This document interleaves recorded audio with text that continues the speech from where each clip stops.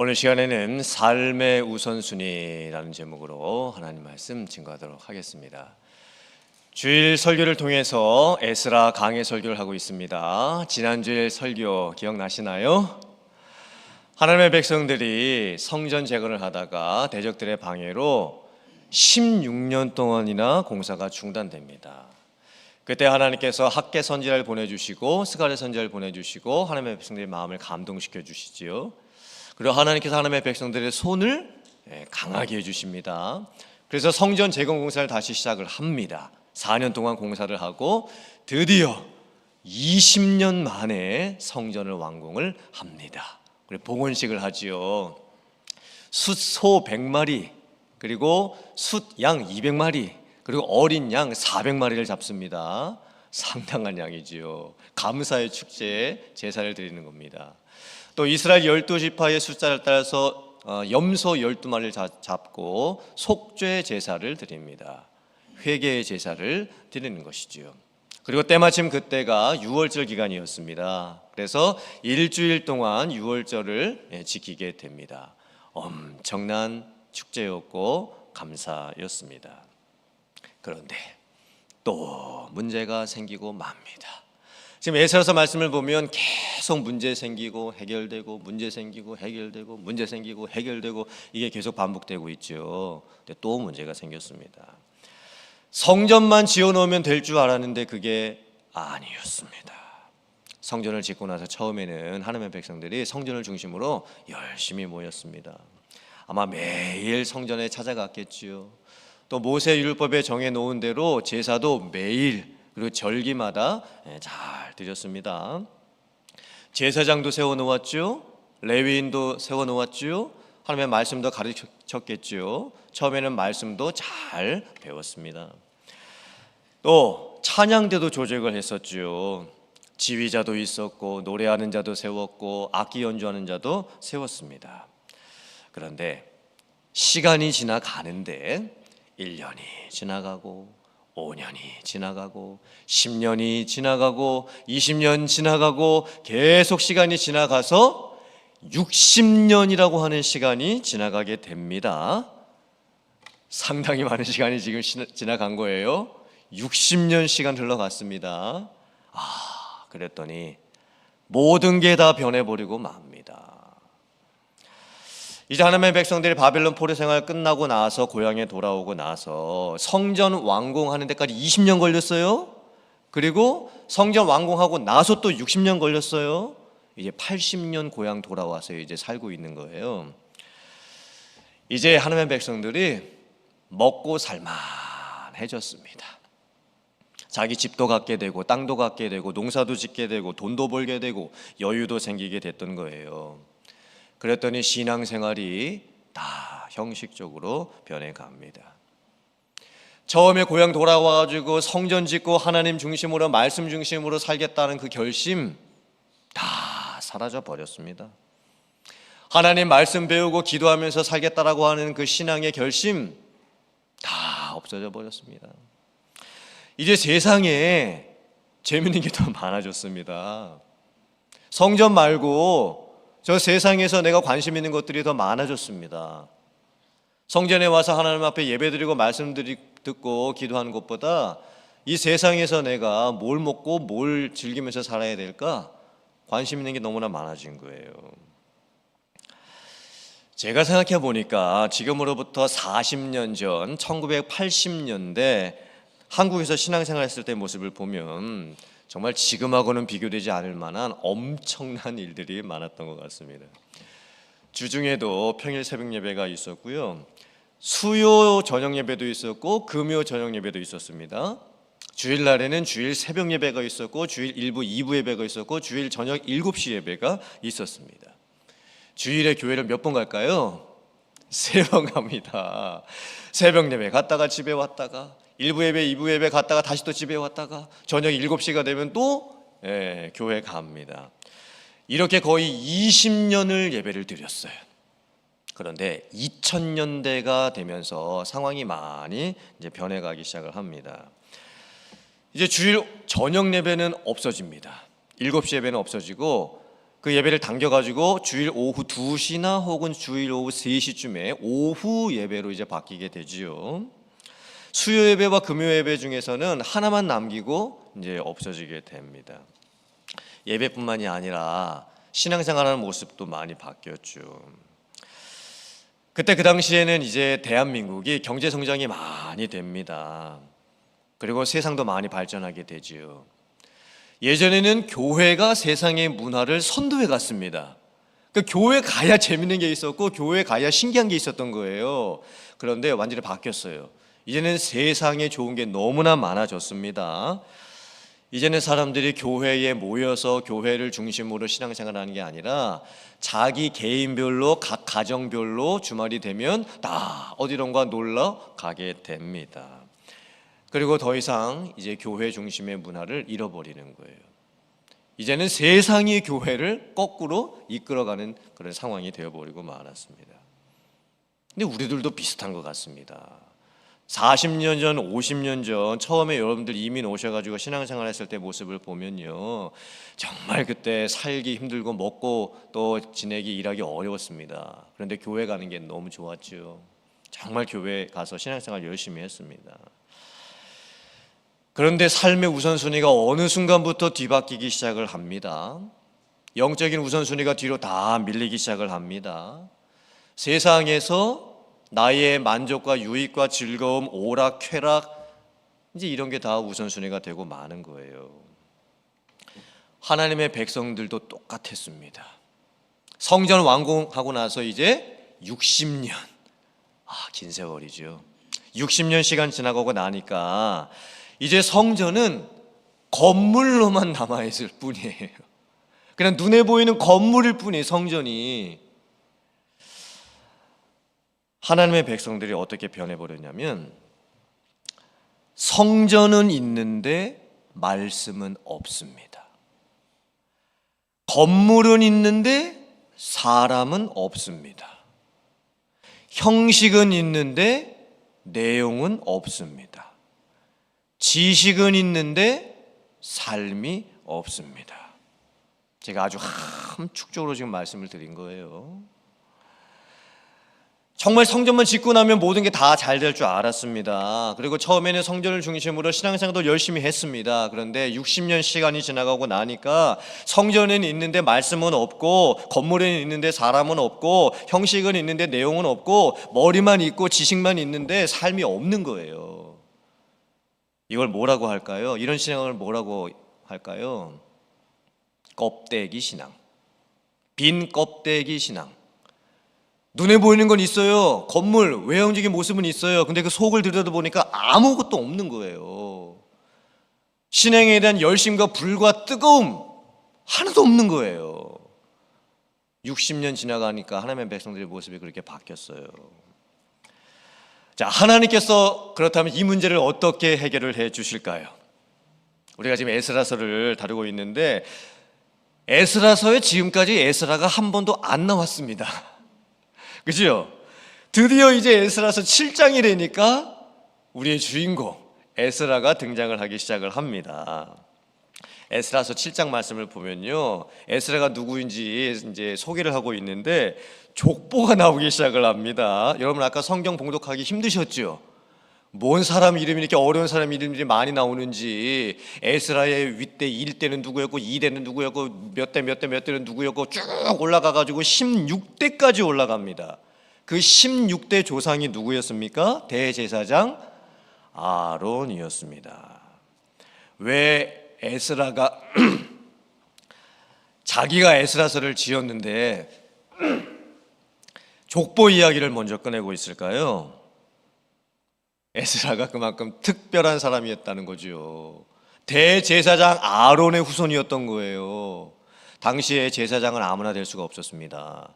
아론의 후손들만이 제사장이 될 수가 있었죠. 제사장에게는 영적인 특권과 책임이 있었습니다. 먼저는 제사를 인도하죠. 하나님의 백성들에게 죄사함을 선포해 주는 거예요. 그리고 레위인들과 함께 말씀을 가르칩니다. 율법을 가르쳐 주는 거예요. 하나님의 백성들이 어떻게 살아야 될지 그걸 가르쳐 주는 책임이 제사장들에게 있었던 거예요. 그래서 지금 하나님께서 제2차 포로 귀환을 이제 하게 하시면서 지도자로 에스라를 보내시게 되는 겁니다. 제1차 포로 귀환할 때 지도자 이름이 누구였는지 혹시 기억나세요? 스룹바벨은 정치 지도자였습니다. 행정적인 리더. 왜냐하면 다시 고향에 돌아와가지고 처음에 정치적인 문제 해결하고 행정적인 문제 해결하고 법적인 문제 해결하고 이런 게 너무나 많았거든요. 그래서 하나님께서 1차 포로 귀환할 때는요, 스룹바벨 정치 리더 세우신 거예요. 근데 이제 80년 지나고 나서, 성전 완공을 하고 나서 이제 60년 지나가고 나서 에스라서 6장하고 7장하고 이 간격이 60년이에요. 60년. 저희는 손으로 한 장 이렇게 넘겼지만 6장과 7장의 간격은 60년입니다. 이제 2차 포로 귀환을 하는데 하나님께서 누구를 세우신다? 에스라를 세우십니다. 에스라는 제사장이었습니다. 그리고 학자였습니다. 율법을 잘 알고 있는 사람이었죠. 말씀을 잘 가르칠 수 있는 리더였습니다. 그리고 오늘 말씀 10절을 보면 에스라가 고향 돌아와서 결심을 합니다. 무슨 결심을 했을까요? 하나님의 율법의 말씀을 연구하고 준행하며 율례와 규례를 백성들에게 가르칠 것을 결심하게 됩니다. 자, 그렇다면 에스라가 결심하고 나서 뭘 했을까요? 마음으로 결심만 한 게 아니었어요. 뭔가를 합니다. 뭘 했을까요? 말씀 가르치기로 결심하고 하나님의 백성들에게 율례 규례 가르치기로 결심하고 나서 뭘 하게 될까요? 제가 지금부터 말씀드리는 내용은 에스라서에 직접적으로 기록이 되어 있는 내용이 아니고 당시의 역사적인 상황과 신학적인 상황을 종합해 봤을 때 제가 말씀드리는 내용입니다. 에스라가 율법 연구하고 백성들에게 하나님의 말씀 가르치기로 결심하고 나서 뭘 하냐면 역대상하를 기록합니다. 역대상하 말씀을 기록해서 가르치게 되는 거예요. 자, 성경 중에 열왕기 상하가 있고 역대상하가 있죠. 성경을 읽어보신 분들은 알겠지만 열왕기 상하에 나오는 내용하고 역대상하에 나오는 내용이 거의 비슷합니다. 그래서 혹은 오해하지요. 역대상하가 열왕기 상하의 재탕 아니냐, 왜 똑같은 말씀을 이렇게 적어 놓았냐? 아닙니다. 열왕기 상하하고 역대 상하는 좀 다른 부분이 있습니다. 첫째는 기록된 시기가 다릅니다. 역대 상하는 언제 기록이 됐냐면 바벨론 끌려가서 포로 생활 70년 하는 동안에 그때 열왕기 상하가 기록이 됩니다. 왜 열왕기 상하를 기록했을까요?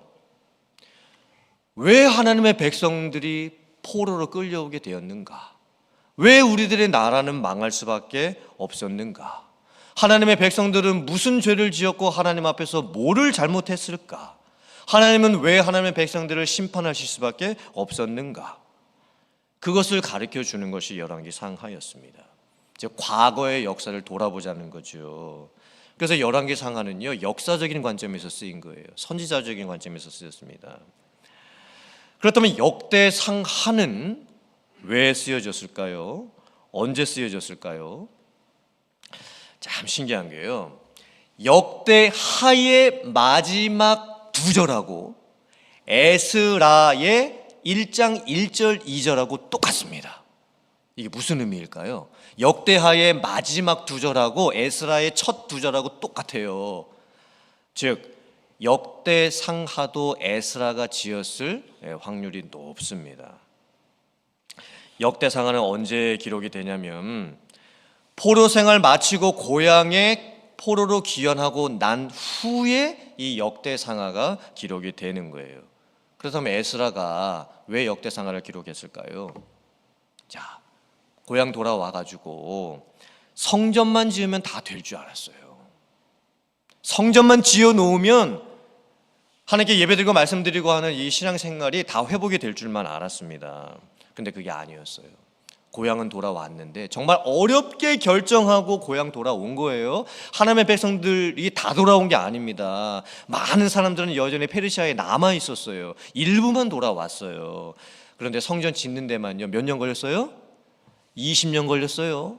그리고 성전 짓고 나는데, 완공하고 나는데 60년 지나고 나니까 하나님의 백성들의 이 신앙이 어떻게 돼버려요?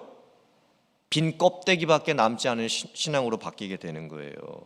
그래서 에스라가 역대상하를 기록을 하는 거예요. 역대상하가 왜 족보로 시작을 하게 될까요? 지금 에스라가 자기 소개하면서도 족보 얘기했죠. 근데 역대상하는요, 읽어보시면 알겠지만 족보가 아담부터 시작이 됩니다. 아담부터 시작이 돼가지고 참 특이한 게요, 이제 12지파 족보 얘기를 하면서 남유다, 특별히 유다 지파와 다윗에 대한 얘기를 아주 강조해서 합니다. 자, 열왕기상하는요, 북이스라엘 왕들과 남유다 왕들, 북쪽 남쪽 모두를 얘기하죠. 근데 이 역대상하는요, 북쪽 얘기는 하나도 안 해요. 북이스라엘 나라 얘기는 하나도 안 하고 남유다 나라 이야기만 하면서 특별히 유다 지파와 다윗에 대한 얘기가 많이 나옵니다. 이유가 뭘까요? 에스라가 역대상하를 지으면서 하나님의 백성들에게 소망을 주려고 하는 거예요. 고향 돌아왔는데 너무 힘들고 어려워요. 성전 20년 만에 지어놨는데, 성전만 지으면 될 줄 알았는데 안 돼요. 하나님의 백성들 신앙이 지금 다 무너져 가고 있어요. 그럼 어떻게 할 거예요?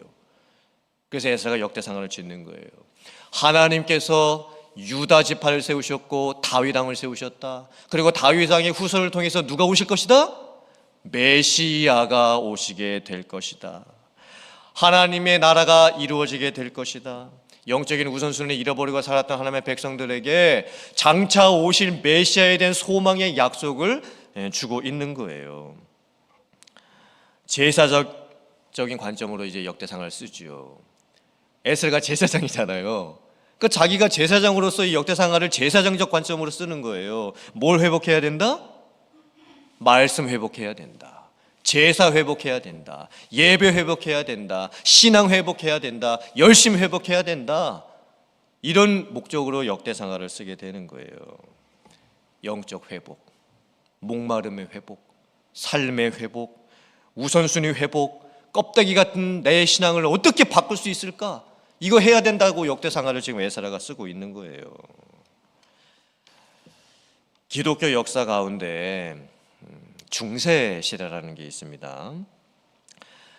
이 중세 시대가 AD 500년부터 1500년까지 약 1000년의 기간입니다. 그런데 이 1000년의 기간 동안 교회가 무슨 잘못을 하게 되냐면요, 성경 말씀의 권위를 다 잃어버려요.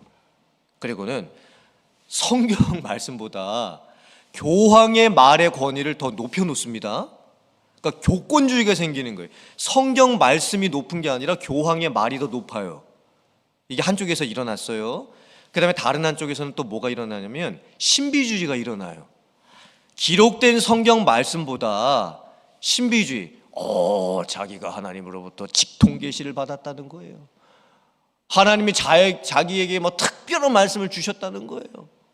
그러면서 신비주의가 이제 나타나기 시작하는 거예요. 양쪽이 다 문제가 생겼어요. 하나님의 말씀보다 교황의 말이 더 높아지고 자기가 하나님 말씀 받았다라고 하는 직통 계시 받은 신비주의가 막 등장을 하게 되는 거예요. 1000년이에요. 1000년. 1000년의 기간 동안 성경 말씀의 권위가 완전히 떨어집니다. 자, 그런데 이제 하나님께서 어떻게 해주시냐면요,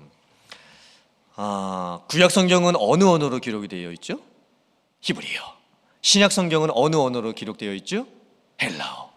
그리고 시간이 지나가면서 이제 사람들이 히브리어도 안 쓰고 헬라어도 안 씁니다. 이제 라틴어를 쓰게 되는 거예요. 그래서 AD 406년에 라틴어 번역 성경이 나옵니다. 불가타 성경 번역이었죠. 자, 그런데 신부들만이 이 라틴어 성경을 가지고 있고 교회 성당에 가야만 이 성경 말씀을 들을 수가 있었습니다. 각 개인 성도님들은 이 라틴어 성경을 가지고 있을 수가 없었어요. 그러므로 교회를 가야만 라틴어 성경 말씀을 듣고 신부님들이 이 라틴어 성경을 읽어주셔야만 이제 성경을 이제 알 수가 있었던 거였죠. 자, 그리고 나서 그러니까 하나님의 백성들이요, 자기 스스로 하나님의 말씀을 보고 들을 수가 없었던 거예요. 자, 그리고 나서 1382년에 드디어 위클리프가 영어로 성경을 번역을 합니다. 이제 다 이제 시대가 또 바뀌었잖아요. 라틴 안 써요. 이제 다 영어를 쓰고 있는 거예요. 1382년에 위클리프가 영어로 성경 번역을 했는데 참 놀랍게도요. 교회가 영어 성경을 못 읽게 했어요. 가르치지 말라고 했어요. 그리고 위클리프가 영어로 번역을 해놨던 이 영어 성경 번역이요, 1415년에 교회가 나서서 다 불태워버립니다. 아니 도대체 이게 무슨 상황입니까? 어떻게 교회가 영어로 번역된 성경 말씀을 다 불태웁니까? 더 무서운 것은 뭐냐면요, 1428년에 이 영어 성경을 번역한 위클리프가 이제 죽어가지고 이제 땅에 묻혔거든요. 그랬는데요, 그 묘를 파헤쳐요. 그리고 위클리프의 그 시신을 화형을 시켜버리는 거예요, 교회가.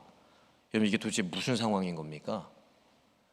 교회가 교권주의에 빠져가지고 번역된 성경을 하나님의 백성들이 읽지 못하게 만드는 거예요. 교회가 하나님의 말씀을 하나님의 백성들이 보지 못하게 만들어 버립니다. 그래서 어떤 역사가 일어나게 되냐면 1517년에 종교개혁이 일어나게 됩니다. 루터와 칼빈이 나서서 세 가지를 외쳐요. 솔라 스크립투라, 오직 성경. 솔라 피데, 오직 믿음. 솔리 글로리아, 오직 하나님께 영광. 그리고 참 감사하게도요, 그때 그 당시에 인쇄술이 이제 발전을 하기 시작을 합니다. 그래서 이 종교개혁가들이 영어 성경을, 이제 독일은 독일어 쓰고 있었고 네덜란드는 네덜란드어 쓰고 있었고 다 자기 나라 언어가 달랐거든요. 그래서 자기 나라 언어로 성경을 번역을 하게 됩니다. 그러면서 드디어 이제 천년을 기다려가지고 성도님들이 자기 손에 성경이 쥐어지게 되는 거예요. 그리고 자기 나라의 언어로 성경 말씀을 읽게 되어집니다. 그러면서 1500년대에 교회에 엄청난 개혁의 역사가 일어납니다. 말씀의 부흥의 역사가 일어나게 되죠. 성도님들의 이 내면에 신앙에 뜨거운 불이 붙게 되는 거예요. 이유가 뭐라고요? 성경을 드디어 자기 손에 갖고 자기 나라 언어로 읽게 된 거예요. 이게 몇 년이 걸렸어요? 1000년 걸렸어요. 1000년. 이게 너무나 오랜 시간 아닙니까? 하나님의 말씀이 다시 보여지게 되지요. 들려지게 되는 거예요. 읽게 되는 거예요. 묵상하게 되는 거예요. 그러면서부터 이 껍데기 같은 신앙이 다시 회복이 되기 시작을 한 겁니다. 제가 예전에 비행기를 타려고 LAX 공항에 갔어요. 그래서 이제 비행기를 기다리고 있었는데요, 제 옆에 젊은 학생이 이제 앉게 되었습니다. 근데 그 학생이 머리에 조그만 검은색으로 된 모자를 하나 이제 쓰고 있었어요. 제가 금방 눈치챘죠. 아, 유대인인가 보다. 그래서 이제 저도 기다리고 이제 그 친구도 이제 기다리고 있었는데, 아니 갑자기 그 젊은 친구가 가방에서 뭔가를 이제 꺼냅니다. 조그만 상자에다가 가죽 줄이 이렇게 길게 달려 있는 거 2개를 꺼냈어요, 가방에서. 그랬더니 그 상자에다가 뽀뽀를 하기 시작하는 거예요. 뽀뽀를 막 하기 시작합니다. 그리고 나서는 그 이제 조그만 상자에 이렇게 가죽띠가 쫙 달려 있었거든요. 그거 하나를 머리에다가 이렇게 매요. 또 다른 하나는 자기 손목에다가 이렇게 칭칭칭칭칭칭칭 감습니다. 그리고 나더니 그 주변에 대기자들이 많았거든요. 비행기 기다리는 사람들이. 갑자기 소리를 내면서 중얼중얼 눈 감고 중얼중얼 뭔가를 막 암송하기 시작하는 거예요. 제가 그때 눈치를 챘습니다. 아, 지금 하나님 말씀 암송을 하는 거구나. 자, 화면을 보시면 이런 말씀이 있습니다. 신명기 6장 6절 이하의 말씀 같이 한번 읽어보겠습니다. 시작. 오늘 내가 네게 명하는 이 말씀을 너는 마음에 새기고 네 자녀에게 부지런히 가르치며 집에 앉았을 때에든지 길을 갈 때에든지 누워 있을 때에든지 일어날 때에든지 이 말씀을 강론할 것이며 너는 또 그것을 네 손목에 매어 기호를 삼으며 네 미간에 붙여 표로 삼고. 하나님께서 하나님의 백성들에게 율법을 통해서 주셨던 명령이 뭐였냐면, 하나님의 말씀이 기록된 그 말씀을 이마에다가도 붙이고 손목에다가도 붙여가지고 언제 어디서나 읽게 하고 묵상하게 해라. 그런데 놀랍게도요, 유대인들은요 지금까지 이 말씀 그대로 하고 있는 거예요. 신명기 말씀이 지금으로부터 3,400년 전에 쓰여진 말씀이에요. 근데 유대인들이 3,400년 동안 이 말씀 그대로 문자적으로 하고 있어요. 그 젊은 청년이 비행기 기다리고 있는 그 시간에 그 가방에 가지고 상자에다가 이 가죽띠 있는 거 2개를 꺼내 가지고 뽀뽀를 먼저 막 합니다. 그리고는 그것을 손목에다 감고 이마에다 붙이고, 다른 사람들이 지금 다 보고 있는 거예요. 다 공항 대합실이에요. 예? 근데 거기에서 아랑곳하지 않고 말씀 암송한 걸 막 계속 외워요. 도대체 몇 구절을 암송을 하고 있는 건지 입에서 계속 그 말씀들이 나옵니다. 참 놀라운 모습 아닙니까? 그만큼 유대인들이 지금까지 하나님의 말씀을 사랑하고 있어요. 매일같이 그렇게 하나님의 말씀을 대하고 있는 겁니다. 우리는 어떻게 해야 될까요? 오늘 말씀을 보면서 먼저는 여러분들께서 여러분의 신앙을 점검하셔야 돼요. 정말 내 안에 껍데기 같은 모습이 남아있지는 않은가? 정말 건물이 성전이 아닙니다. 여러분들의 몸이, 삶이 성전입니다. 지금은 성전 이제 없습니다. 성전은 없어요. 교회 당이 있을 뿐이지, 교회 건물이 있을 뿐이지. 그런데 여러분의 몸이 성전이에요. 여러분들 안에 성령이 계시는 성전입니다. 그런데 그게 죽어 있으면 안 돼요. 껍데기만 남아 있으면 안 돼요. 이 육신의 껍데기, 이 살 껍데기만 가지고 사는 인생이 되시면 안 되는 거예요. 여러분들 신앙이 여러분들 내면 안에서 다시 한번 굳게 세워질 수 있기를 주님의 이름으로 축복합니다. 그러려면 어떻게 해야 될까요? 에스라가 뭘 결심했다고요?